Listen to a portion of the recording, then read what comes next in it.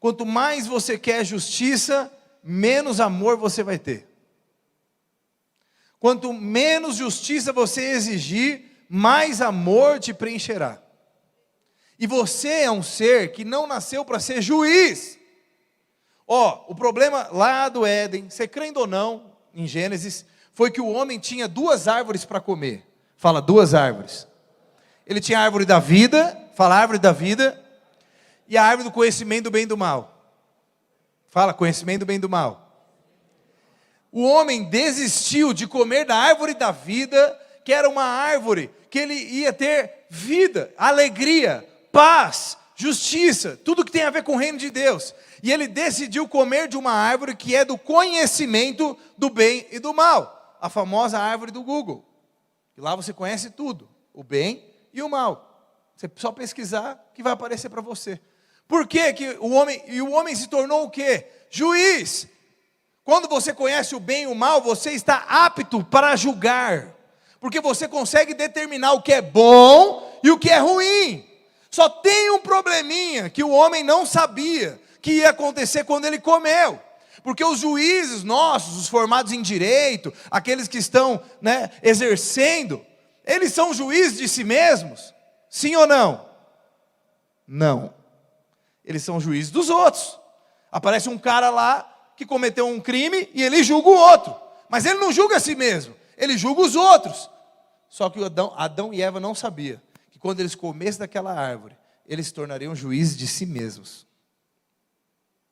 E por que nós vemos uma geração da ansiedade, uma geração de depressão, uma geração de pessoas que não enxergam a luz do fim do túnel, não tem esperança, e a última esperança, a única coisa que sobra é tirar a própria vida?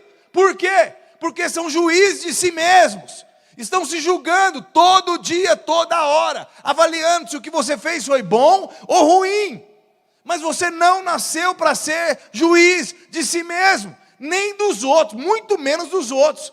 Você nasceu para ser amado. Sabe o que é ser amado? Talvez você está aqui e você está com uma incógnita na tua cabeça e nem sabe o que eu estou te falando. Amado? Eu não sei o que é ser amado. Se o Senhor tivesse a mãe que eu tenho, se o Senhor estivesse na minha casa, se o Senhor soubesse o abuso que eu sofri quando eu era pequeno, você nunca falaria de amor. Mas eu quero te falar, independente dos pais que você teve, independente de onde que você veio, você nasceu para ser amado, não para ficar se autoavaliando. Sabe, quanto mais você quer justiça, menos amor você vai ter. A Bíblia diz que nos últimos dias o amor de muitos se esfriaria. Nós somos o povo de Deus, o povo da revolução do amor, o povo que deveria ser os primeiros a se levantar para pedir perdão e para perdoar. Mas quando eu entro em redes sociais, quando eu vou olhar comentários de algumas coisas que acontecem no mundo gospel, o que a gente percebe? Um monte de gente que não perdoa. Juízes de si mesmos, comedores da árvore do conhecimento do bem e do mal. Você não nasceu para julgar a si mesmo. Fala a pessoa do lado, deixa de ser juiz. Fala, é 5 anos de direito, para com isso. Fala, para com isso.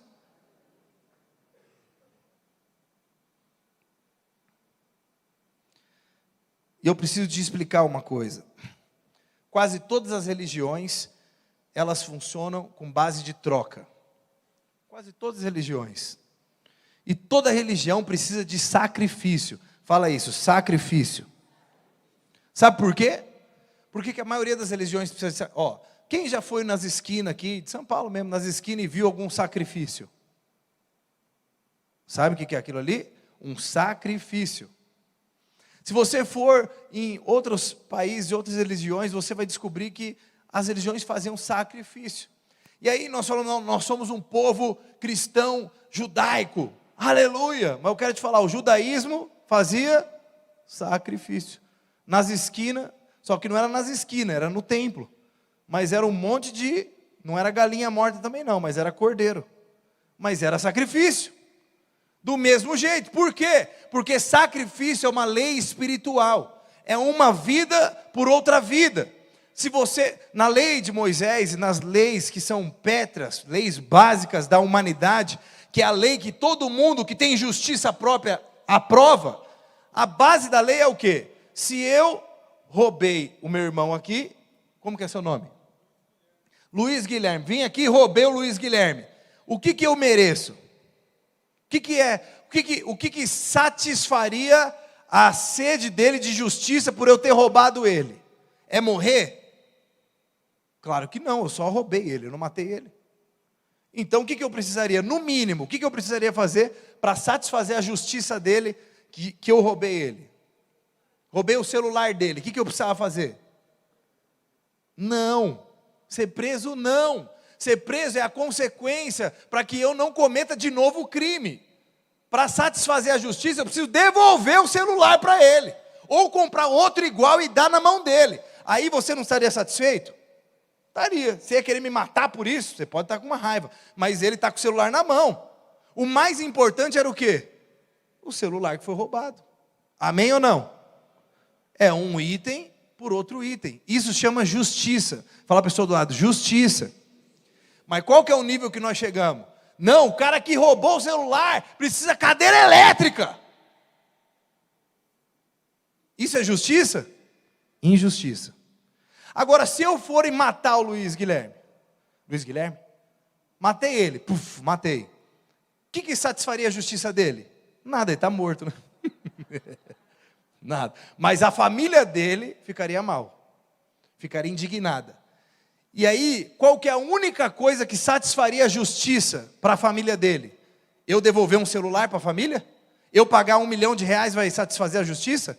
Não. O que precisa ser feito? Morte. Sangue por sangue. Sacrifício. E eu quero ler um versículo para você que está lá em Hebreus 9:22. Hebreus 9:22. De fato, segundo a lei, quase tudo era purificado com sangue, pois sem derramamento de sangue não há remissão de pecados. Sem derramamento de sangue não há justiça, não há perdão. Se não tiver derramamento de sangue, não tem como perdoar. Quando eu desse o último suspiro na cadeira elétrica, a mãe do Luiz Guilherme falaria assim: agora está perdoado. Isso é a justiça, porque é sangue por sangue. Mas você acha que isso tem a ver com o cristianismo? Tem a ver com o que Jesus fez na cruz? Tem a ver, mas não de exigir isso. O evangelho do Senhor Jesus Cristo, que é o evangelho da graça, não tem nada a ver com o que você pode fazer. A única coisa que satisfaria Deus dos pecados que você comete desde que você era pequeno, sabe o que era? Sangue. Eu nem vou entrar em detalhes aqui, mas com certeza você já mentiu. Mentiu ou não mentiu? Mentiu. Talvez você está aqui hoje, você já matou alguém. Nem vou perguntar, mas eu posso ser seu amigo, mas não me fala que você matou alguém. Mas na tua mente você matou sim, várias pessoas. Talvez até seus pais. Ou não? Não precisa me falar. Mas na tua mente você já matou. Sabe quando você vai e faz... Ai, não posso fazer isso. Mas já matou. Porque Jesus falou um dia para os fariseus e para todo mundo: a lei de Moisés diz, se um homem cair com outra mulher, ele cometeu adultério. Mas eu vos digo, se você olhou para outra mulher, querendo ter relações sexuais com ela, você já caiu em adultério. Ou seja, Jesus levou o padrão lá no alto para mostrar que Deus sonda o teu coração. Ele te criou. Ele não precisa da tua roupa e do teu jeito falso de dar sorriso para quem você não gosta, para saber o que está dentro do teu coração. Ele te conhece. Ele te conhece. Mas ele não levou o padrão para ficar mais difícil você chegar. Ele levou o padrão para te mostrar que não tem nada a ver com você. Você nunca conseguiria chegar a Deus. Nunca. Não tem como. E o único jeito seria morrendo. Morrendo. Porque se você já roubou, já matou, já destratou seus pais, não guardou sábado, vai embora. Você é alguém que precisaria derramar sangue. Então, por que eu estou te falando isso? Porque o evangelho tem a ver com o que um Deus fez. A Bíblia diz que Deus amou o mundo de tal maneira. Deus amou. Lembra? O oposto do amor, claro que é o medo, mas o oposto do amor é a justiça. Se você quer justiça por alguém, contra alguém, você nunca vai perdoar essa pessoa. Faz o teste. Quantos aqui alguém já fez algo contra você? Levanta a mão, não precisa falar o que foi. Já fez algo contra você. Se você está querendo que essa pessoa sofra justiça, você consegue perdoar? Você consegue amar essa pessoa? Olhar no olho e sair para tomar um suco? Consegue? Não. Por quê? Porque o oposto do amor é querer justiça. Mas a Bíblia não, Deus era o único que poderia requerer justiça de nós. Mas a Bíblia diz que não, Deus não quis justiça, Deus amou o mundo de tal maneira que deu o seu Filho único, para que todo aquele que crer nele não pereça, mas tenha vida eterna. Por quê? Porque esse Deus único que morreu, eu não estou pregando aqui só para quem é visitante não, estou pregando para você que é crente também, você que é juiz de si mesmo, 10 anos na igreja aqui, e não entendeu ainda. Jesus veio no teu lugar para cumprir a sua sentença, sacrifício, o mesmo frango que está na esquina, para cumprir um sacrifício para um demônio fazer algo, porque eles só fazem se tiver sangue derramado, seja da galinha, seja de uma criança. Eu fui no Peru, e os incas e os pré-incas, o pessoal sacrificava crianças no vulcão, para que a ira dos deuses se aplacasse, para o vulcão não destruir a cidade. E sabe o que é interessante? Que muitas vezes dava certo. Eu falei, pastor, como assim? Claro, porque os deuses deles eram demônios. Não vou perguntar se alguém já foi de alguma religião que fez sacrifício na esquina e deu certo, mas dá certo. Por quê? Porque é uma lei espiritual. Sacrifício. Fala a pessoa do lado, sacrifício. Mas eu estou vindo aqui hoje para te contar uma boa nova. Aleluia. Fala para o seu do lado, aleluia. Mexe assim no ombro dela, assim, ó, fala assim, ó, destrava aí, calma, agora vai ficar bom. Estava ruim, aí ficou bom, aí parece que piorou. Então presta atenção. Eu estou vindo aqui para te falar que não tem como você ser amigo de Deus e encontrar com Deus, que é impossível, mas por conta de um sacrifício é possível. Por conta da obra de Jesus no Calvário é possível. Ele foi o cordeiro que foi morto, ele foi o sacrifício, só que não foi uma galinha, não foi um cordeiro, não foi uma vaca, foi o sangue de um Deus. Você pode dizer um aleluia por isso? Foi o sangue de um Deus. Avisa a pessoa do lado, não foi sangue de humano, foi o sangue de um Deus derramado. Sabe, muitas pessoas da igreja que saem, que não se vinculam, que demoram para se batizar, não entende isso. Quer viver uma vida na igreja sem entender que o sangue foi derramado e te lavou, e te comprou, e te selou, e que agora você pode clamar por esse sangue, ainda que se você é imperfeito. Deus não quer que você seja perfeito, Ele quer que você seja filho, Ele quer que você esteja com Ele, só isso. A pergunta de Deus para Adão quando ele cai, não é o que você fez, é onde você está. É muito diferente perguntar o que você fez, de onde você está. E Adão querendo falar, e Deus não pergunta nenhuma vez, o que você fez? Caramba, não, ele fala, onde você está, por que você está escondido? Quem te falou que você estava nu? Por que você está aí achando que eu te reprovei, sendo que eu morri por você na cruz do Calvário? E a Bíblia diz que quando Adão e Eva ficaram envergonhados, sabe o que eles colocaram? Fizeram uma roupa de vinha, de figueira, uma roupa de figueira, e eles colocaram aquela roupa de figueira achando para não ficar nu. Mas Deus tira aquela roupa de figueira e fala, para de tentar se tapar com a sua justiça, eu vou matar um cordeiro e vou te cobrir. E Deus mata um cordeiro, simbolizando Jesus Cristo já naquela época, pega a pele do cordeiro e faz uma roupa de pele de cordeiro. Aleluia. Isso significa o quê?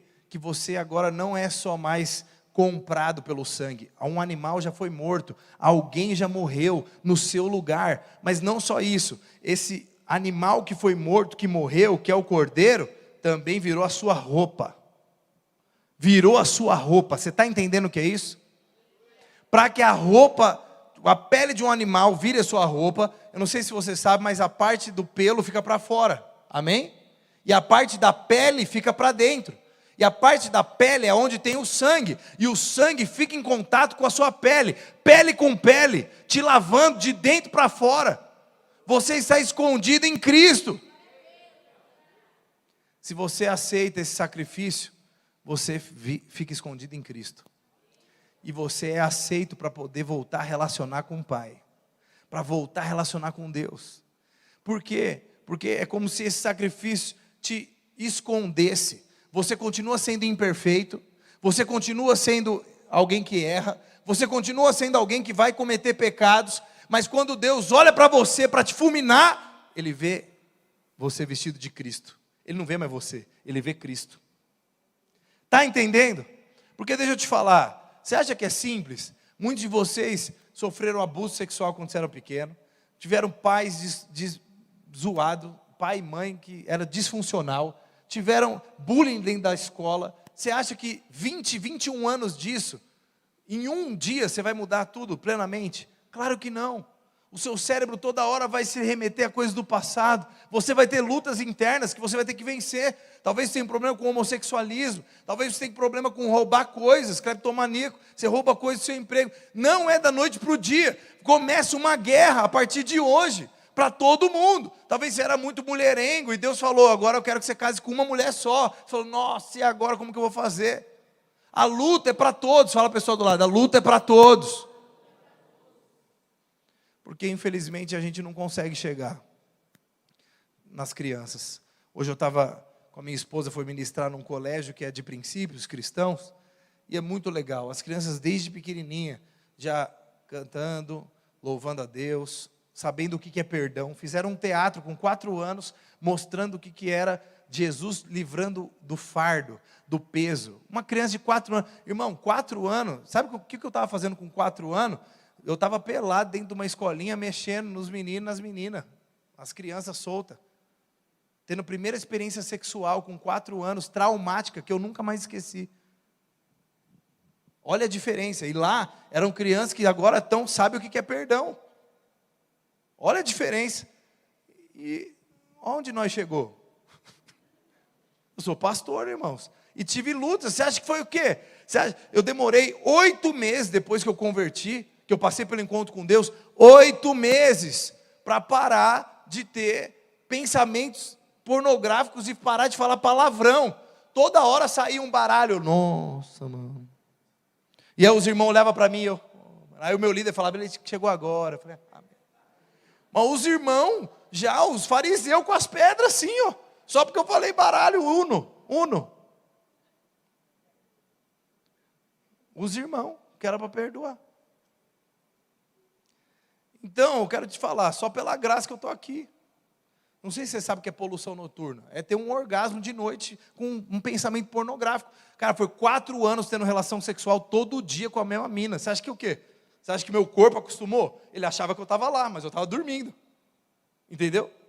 Eu estava dormindo, ele achava que estava lá. Aí acordava, nossa.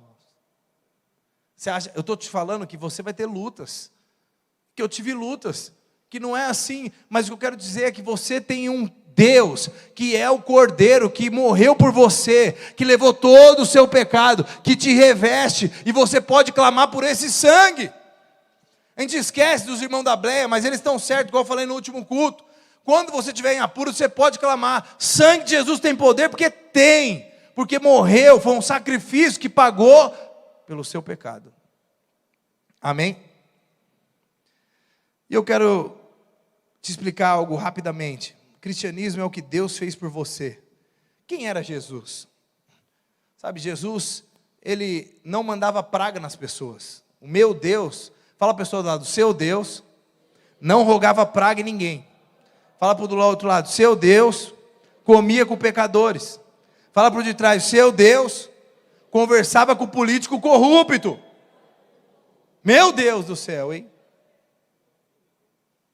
O seu Deus conversava com o fariseu. Fala aí. Com o Papa. Provavelmente ele falaria com o Papa hoje. Fala aí. Seu Deus rompia algumas leis espirituais. Leis da religião da época. Não leis espirituais, leis da religião da época. Ele rompia. A lei falava, não pode curar no sábado. O que Jesus fazia? Curava no sábado.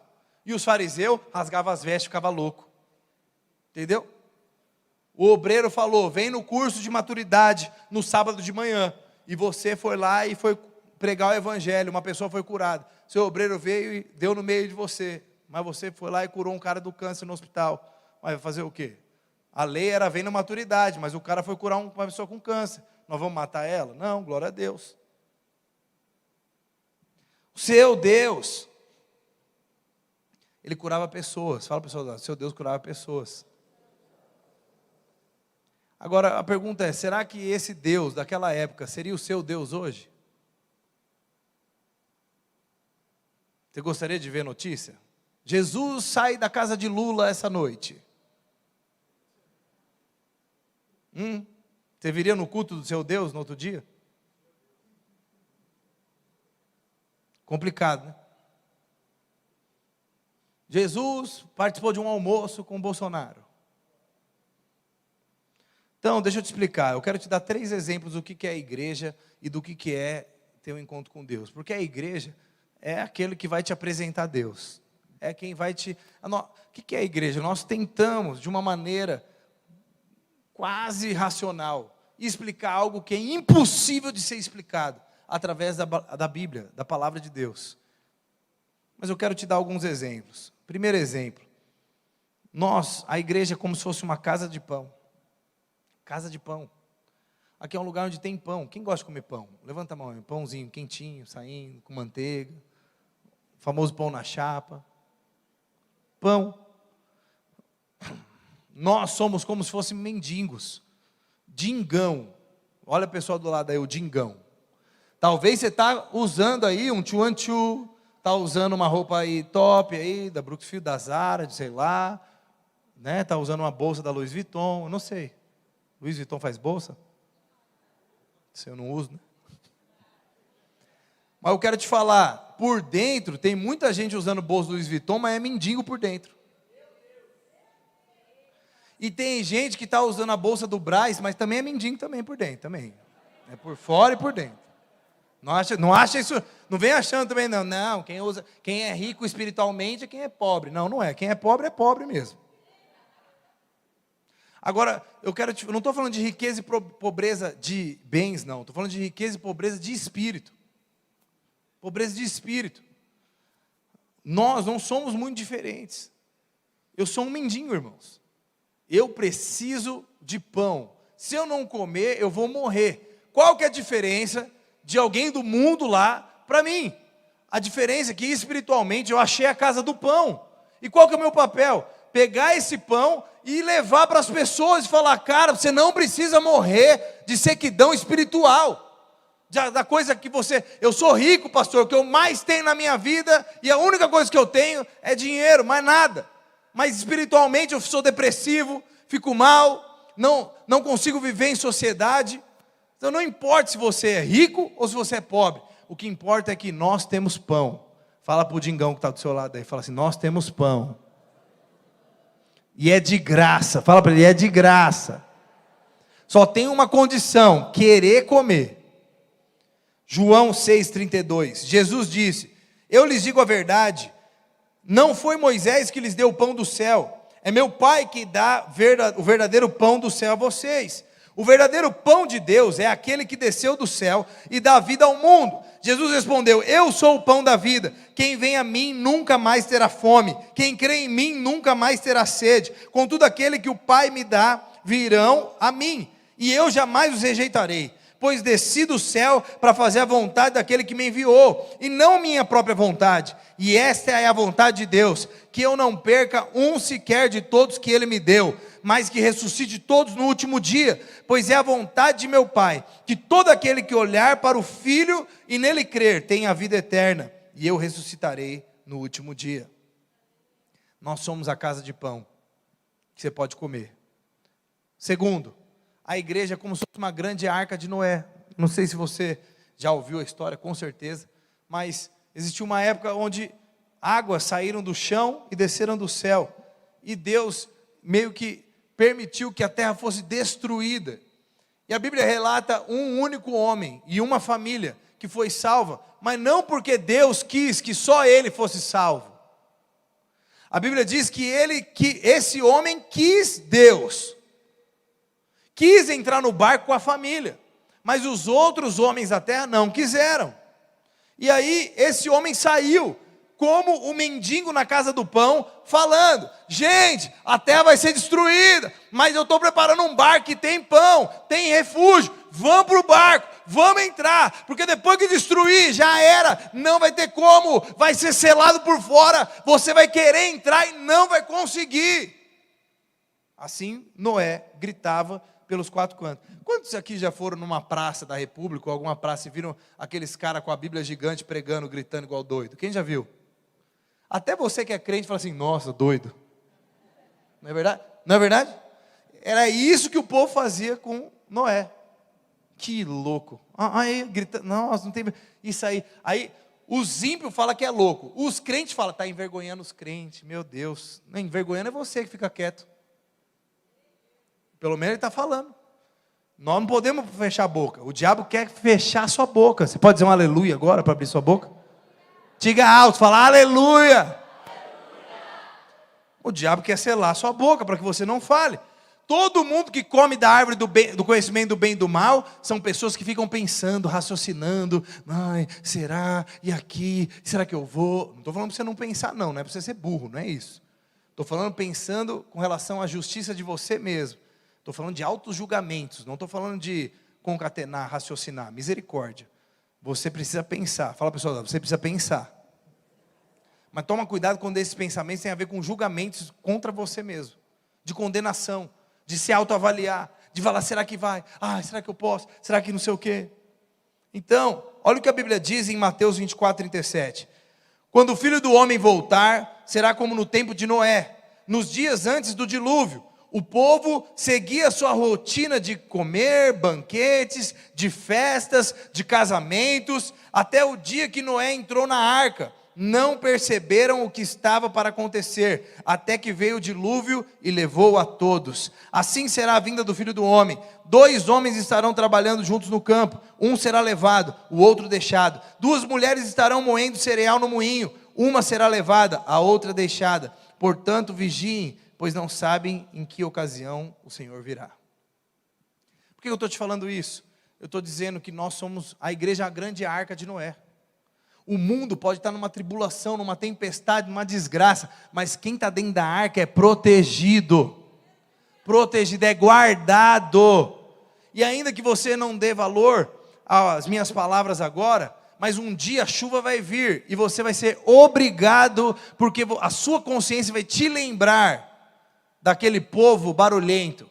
Tem uma música da harpa cristã muito bonita, que é também dos amigos da Bleia e da Cristã do Brasil, que diz o seguinte, a música é cantada assim: onde está aquele povo barulhento? Onde está que não se vê nenhum irmão? Talvez alguém com voz de lamento vai dizer nesse momento: aquele povo foi-se embora para Sião. Mas eu quero dizer, alguém com voz de lamento vai dizer nesse momento, sabe o quê? Eles me avisaram e eu não quis ir. Não rima, mas é isso que eles vão dizer. Eles me chamaram para ir para a arca e eu não quis entrar. Só que a arca não é perfeita, né? Todo mundo sabe que a arca é cheia de bicho. Olha para o lado aí. Então, os bichos fazem cocô na arca, não é verdade? Os bichos fazem umas besteiras, o ambiente não é o mais cheiroso, é desconfortável. Bem-vindo à igreja, bem-vindo. Fala para o pessoal, bem-vindo à igreja. O seu líder esquece seu aniversário. É assim. Às vezes esquece. Às vezes você esquece o do líder.